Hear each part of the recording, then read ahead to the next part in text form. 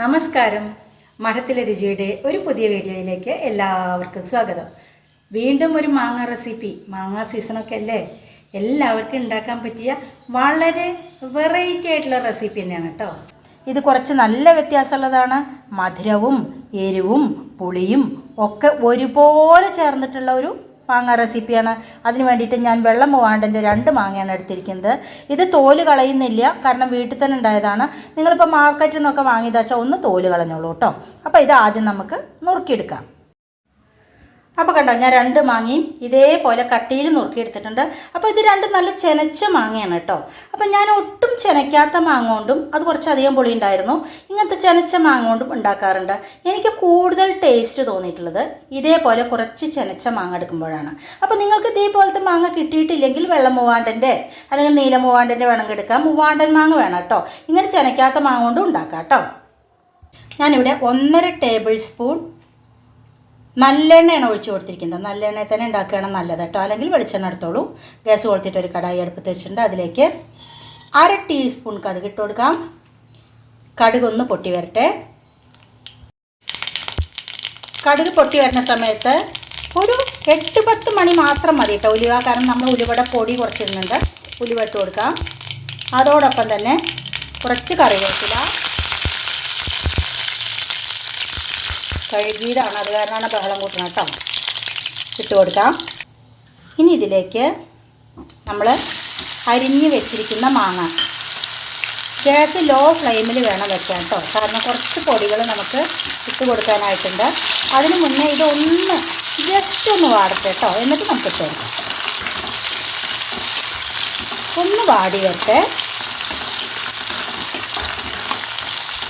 അപ്പോൾ ഞാൻ നല്ല സിമ്മിൽ വെച്ച് കൊടുത്തിട്ടുണ്ട്. ജസ്റ്റ് ഒന്ന് വാടാൻ തുടങ്ങി ആ സമയത്ത് ഒരു 1/4 ടീസ്പൂൺ മഞ്ഞൾപ്പൊടി, അതേപോലെ തന്നെ കാലന്നെ വേണ്ട കേട്ടോ, 1/4 ടീസ്പൂണിൻ്റെ താഴെ മതി ഉലുവാപ്പൊടി, അതുപോലെ കാശ്മീരി ചില്ലി എരിയുള്ള മുളക് പൊടി 2 കൂടിയാണ് ഞാൻ എടുത്തിരിക്കുന്നത്, ഒരു 1.5 ടേബിൾ സ്പൂൺ. അതോടൊപ്പം തന്നെ ഇതിലേക്ക് ആവശ്യത്തിനുള്ള ഉപ്പ്, പിന്നെ നമുക്ക് വേണ്ടത് കായപ്പൊടിയാണ്. കായപ്പൊടി നല്ലോണം ഒരു 1/2 ടീസ്പൂൺ കേട്ടോ. ഇതാണ് പൊടികൾ. ഇനി വേറെ കൊഴുപ്പ് കിട്ടാൻ നമ്മളൊരു പൊടിയും കൂടി ഇടുന്നുണ്ട്, ടേസ്റ്റ് കൂട്ടാനുമായിട്ട്. അത് ഇതൊന്ന് ഇളക്കിയതിന് ശേഷം ഇട്ട് കൊടുത്താൽ മതി കേട്ടോ. അതിട്ട് കൊടുത്തിട്ട് നമുക്കൊന്ന് അടച്ച് വെച്ച് കൊടുക്കാം. ഇതൊന്ന് ഈ പച്ചമണം ഒന്ന് മാറട്ടെ കേട്ടോ, നമുക്ക് വെയിറ്റ് ചെയ്യാം. നന്നായിട്ട് ഇളക്കി കൊടുക്കുക.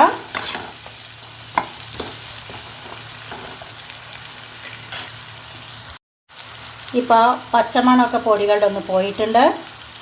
ഇനി ഇതിലേക്ക് നല്ലോണം ഒരു 3/4 ടേബിൾ സ്പൂൺ കേട്ടോ, ടീസ്പൂണല്ല ടേബിൾ സ്പൂൺ കറുത്ത എള്ള് ചതച്ചത്. പൊടിയാക്കണം എന്നില്ല, പക്ഷെ ഒന്ന് ചൂടാക്കിയിട്ട് ഞാനൊന്ന് അമ്മിക്കുട്ടിയിലിട്ടിട്ടൊന്ന് കുത്തിയിട്ടതാണ് കേട്ടോ. അപ്പോൾ ക്രഷ് ചെയ്തെടുത്തത് മതി, മിനിസായിട്ടുള്ള പൗഡർ ആക്കണം എന്നൊന്നുമില്ല കേട്ടോ. ഇത് നിങ്ങൾ അവോയ്ഡ് ചെയ്യരുത്. ഇതാണ് നമ്മൾ പൊടികളിൽ ഏറ്റവും കൂടുതൽ ചേർക്കുന്നത്. ഇനി നമുക്ക് വെള്ളമൊന്നും ഒഴിക്കേണ്ട, ഗ്യാസ് ഒന്ന് സിമ്മിൽ വെച്ചതിന് ശേഷം അടച്ച് വെച്ച് കൊടുക്കാം. അപ്പോൾ അതിൽ നിന്നുള്ള വെള്ളം തന്നെ വീണിട്ട് ഈ മാങ്ങ ഒന്ന് വെന്തോളൂ കേട്ടോ. അപ്പോൾ നമുക്കൊന്ന് അടച്ച് വെച്ച് കൊടുക്കാം. അവിടെ ഇരിക്കട്ടെ. തുറന്ന് നോക്കാം. കണ്ടു കഴിഞ്ഞാൽ തന്നെ അറിയാം മാങ്ങയൊക്കെ ഒന്ന് നന്നായിട്ട് വെന്തിട്ടുണ്ട് കേട്ടോ. ഇതിൽ നിന്നുള്ള വെള്ളം തന്നെ ഇറങ്ങി വന്നിട്ട് നമുക്ക് കണ്ടു കഴിഞ്ഞാൽ തന്നെ അറിയാം കേട്ടോ. മാങ്ങയൊക്കെ ഒന്ന് നന്നായിട്ട് വെന്ത മാതിരി ഇല്ലേ, കണ്ടു കഴിഞ്ഞാൽ അറിയുന്നില്ലേ. ഈ ഒരു പരുവത്തിൽ നമ്മൾ ഇനി ചെയ്യേണ്ടതാണ് ഇമ്പോർട്ടൻ്റ് ആയിട്ടുള്ള കാര്യം. ഒരു 50 ഗ്രാം ശർക്കര നന്നായിട്ട് ഉരുക്കിയിട്ട് അരിച്ചെടുത്തതാണ്. 50 ഗ്രാം അച്ചു ശർക്കരയാവാം അല്ലെങ്കിൽ കട്ട ശർക്കരയാവാം. അതിലേക്ക് ഒഴിച്ചു കൊടുക്കാം. അപ്പോൾ നിങ്ങൾ പ്രത്യേകം ശ്രദ്ധിക്കണം, മാങ്ങ ശർക്കരപ്പാനി ഒഴിച്ച് കൊടുത്തു കഴിഞ്ഞാൽ പിന്നെ വല്ലാതെ വേവില്ല കേട്ടോ. അപ്പോൾ ഒരു വേവ് കഴിഞ്ഞതിന് ശേഷം ലാസ്റ്റ് സ്റ്റെപ്പായിട്ട് വേണം ശർക്കരയുടെ പാനി നമ്മൾ ഒഴിച്ച് കൊടുക്കണം. ഇത്ര പരിപാടിയേ ഉള്ളൂ. ഇനി ഇതൊന്ന് നന്നായിട്ട് കുറുകി വരട്ടെ. നമ്മളുടെ ഇത് ശരിക്കും പറഞ്ഞു കഴിഞ്ഞാൽ എള്ളുമാങ്ങ എന്ന് പറയാം, കാരണം എള്ളാണ് നമ്മൾ നല്ലോണം എടുത്തിരിക്കുന്നത്. അപ്പോൾ ഒരു മധുര എള്ളുമാങ്ങ ഒന്ന് കുറുകി വരട്ടെ കേട്ടോ. ഉപ്പൊക്കെ പോരെ നോക്കണം. കുറച്ചുകൂടെ കറിവേപ്പില ഇട്ട് കൊടുക്കാം. കണ്ടോ, നല്ല കൊഴുപ്പായി വന്നിട്ടുണ്ട്. എള്ളുപൊടിയും കൂടി ഇട്ട് കൊടുക്കണം. അതുകൊണ്ടാണ് ഇങ്ങനെ കൊഴുപ്പായിട്ട് വരുന്നത് കേട്ടോ. മാത്രമല്ല ആ എള്ളിൻ്റെ ഒരു ടേസ്റ്റും ഉണ്ടാവും. ജസ്റ്റ് ഒന്ന് ചൂടാക്കിയിട്ട് ക്രഷ് ചെയ്താൽ മാത്രം മതി. അത് അവോയ്ഡ് ചെയ്യരുത്. 1 മിനിറ്റ് കൂടി കഴിഞ്ഞാൽ നമുക്ക് ഓഫ് ചെയ്ത് കൊടുക്കാം കേട്ടോ. ഒന്ന് ഇളക്കി നോക്കാം.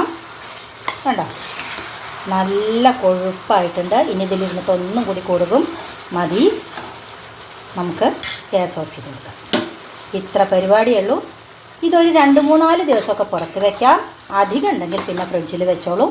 ഇത് ശരിക്കും പറഞ്ഞു കഴിഞ്ഞാൽ ചപ്പാത്തിയുടെ കൂടെ, ദോശയുടെ കൂടെ, ചോറിൻ്റെ കൂടെ, പൂരിയുടെ കൂടെ ഒക്കെ വളരെ ടേസ്റ്റാണ് കേട്ടോ.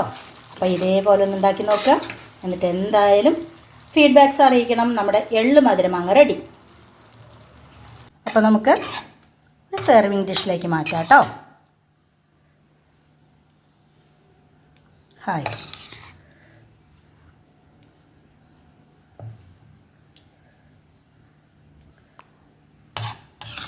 ശർക്കരയുടെ പാനിയൊക്കെ ഒഴിച്ച കാരണം, എള്ളൊക്കെ ഇട്ട കാരണം ചൂടാറുമ്പോഴേക്കും ഒന്നും കൂടി കൊഴുക്കും കേട്ടോ. ഇതൊക്കെ ഒരു കഷ്ണം മതി തൈര് കൂട്ടിയ ചോറിലേക്ക്. എന്തിനാ അധികം. അപ്പോൾ നമുക്കിത് മുഴുവൻ ഇതിലേക്ക് മാറ്റാം. അപ്പം നോക്കൂ, നമ്മുടെ മധുര എള്ള് മാങ്ങ അവിടെ റെഡി ആയിട്ടുണ്ട്. മാങ്ങാ സീസൺ അല്ലേ, വാങ്ങി വയ്ക്കൂ, ഉണക്കി വയ്ക്കൂ, ഉണക്കമാങ്ങ ഉണ്ടാക്കൂ. ഈ റെസിപ്പിയൊക്കെ ഞാൻ ഇട്ടിട്ടുണ്ട്. വെറൈറ്റി രീതിയിൽ മാങ്ങ കൊണ്ട് എന്തൊക്കെ ഉണ്ടാക്കാം. അപ്പോൾ ഇതേപോലെ മധുര എള്ളുമാങ്ങ ഉണ്ടാക്കി നോക്കൂ കേട്ടോ.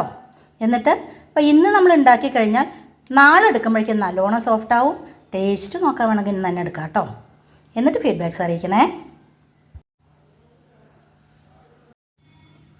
ചോറ് വിളമ്പിയിട്ടുണ്ട്. എള്ളുപൊടിയൊക്കെ ചേർത്ത കാരണം കണ്ടോ നന്നായിട്ട് കൊഴുത്തിട്ടുണ്ട്. മധുരവും പുളിയും എരിവും ഉപ്പും എല്ലാം കൂടെ ഉള്ളൊരു എള്ള് മാങ്ങ എന്ന് പറയാം. മധുര എള്ള് മാങ്ങ എന്ന് പറയാം. എന്താണെന്ന് പറയാം. കണ്ടോ നന്നായിട്ട് മാങ്ങയൊക്കെ ഉണ്ടോ നല്ല സോഫ്റ്റായിട്ടുണ്ട്.